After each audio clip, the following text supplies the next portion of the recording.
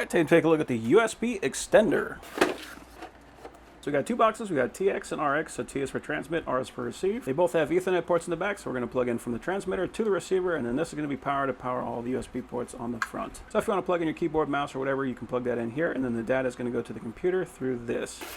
This is our power supply, and it says good for 100 to 240 volts, so it's good for international domestic, and it outputs 1 amp at 5 volts. And then this is the USB cable, so we're going to plug this guy into that transmitter, and then this into the laptop. Nice tight connection on that.